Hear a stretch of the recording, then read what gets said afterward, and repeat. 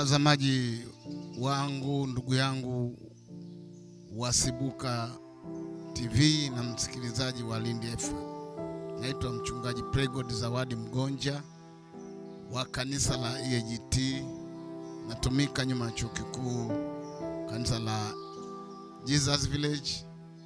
Na leo kwa kuwa tuko katika juma letu la Pasaka, ninao ujumbe mzuri mfupi tu wa ufahamu kwa ajili ya kila mmoja ambaye anajiandaa kwa ajili ya Pasaka.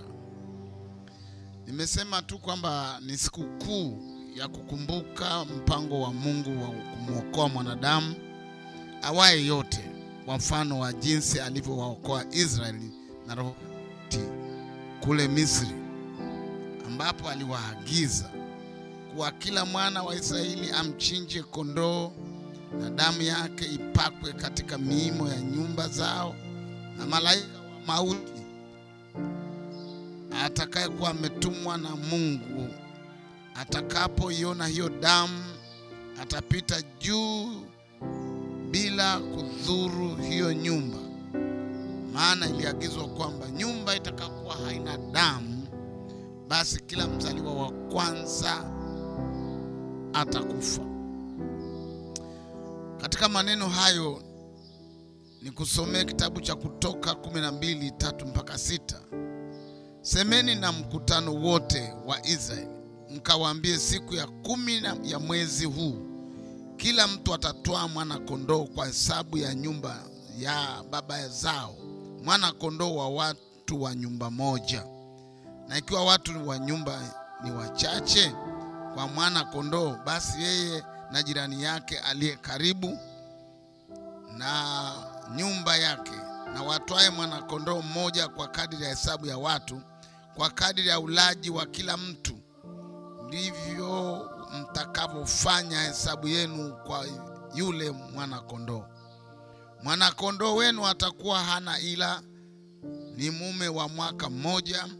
Mtamtwaa katika kondoo au katika mbuzi, nanyi mtamweka hata siku ya 14 ya mwezi ule ule, na kusanyiko lote la mkutano wa Israeli watamchinja jioni. Lakini mstari wa 13 asema, na ile damu itakuwa ishara kwenu katika zile nyumba mtakazo kuamo, nami nitakapoiona hiyo damu nitapita juu yenu, lisiwapate pigo likawaharibu nitakapoipiga nchi ya Misri. Kwa hiyo ni wale tu watakaotii agizo hili ndio wataokoka na mauti.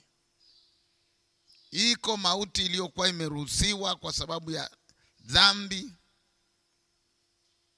na matendo ya mateso ya Israeli, ya wa Misri waliowatenda watu wa Israeli.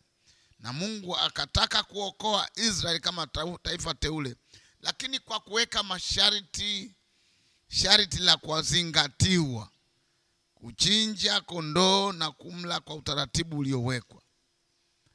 Katika kizazi hiki cha Agano Jipya, Yesu ndiye aliyetabiriwa kutuokoa na mauti itokanayo na dhambi zetu. Ndivyo ilivyoandikwa kitabu cha Mathayo 1:21, ambapo inasema, naye atazaa mwana, nawe utamuita jina lake Yesu, maana yeye ndiye atakayewaokoa watu wake na dhambi zao. Mungu ametupa huyu Yesu awe mwana kondoo wetu, ambaye Yohana Mbatizaji naye alimnena katika Yohana 1:29 kusema, siku ya pili yake mwana amuona Yesu anakuja kwake, akasema, tazama mwana kondoo wa Mungu aichukue dhambi ya ulimwengu. Huyu Yesu huyu ndiye kondoo tuliyempewa sasa kiulimwengu. Kumbuka, kondoo wa kwanza ni kondoo kwa ajili ya taifa moja la Israeli tu, ndiye aliyekuwa wa mfano.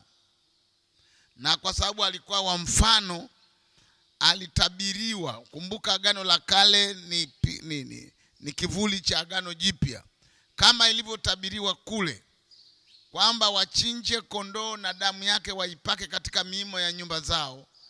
Wale waliofanya ndio waliokuta kwamba roho ya mauti ilipopita usiku ule, iliua katika Wamisri, ilikuwa inapiga bila kuhurumia, kwa sababu hapakuwa na agizo kwao, hawakujua. Kwa hiyo hawakuchinja kondoo.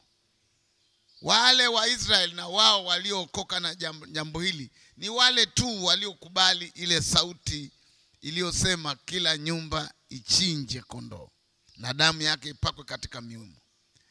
Huyu Yesu akawa na yeye alitabiriwa kwamba atatuokoa na mauti ile iliyonenwa na Mungu, kwamba kila aliyetenda dhambi mshahara wake ni mauti.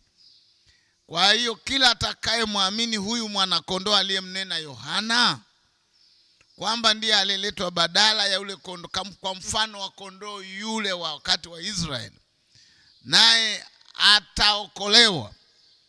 Ndio maana ikaandikwa katika Yohana ile 3:16, kwa maana jinsi hii Mungu aliupenda ulimwengu ili kila mtu amwaminie asipotee, bali awe na uzima wa milele, yani aokoke na mauti. Na hii ndio siri ya wokovu iliyofunuliwa, na ndio sikukuu ya Pasaka. Katika kipindi chote hiki natamani haya maneno mafupi niliyokupa yakuvute katika ufahamu, ili ujue thamani ya huyu Yesu na damu yake kwa ajili ya wokovu wako. Mungu akubariki na kutakia Pasaka njema.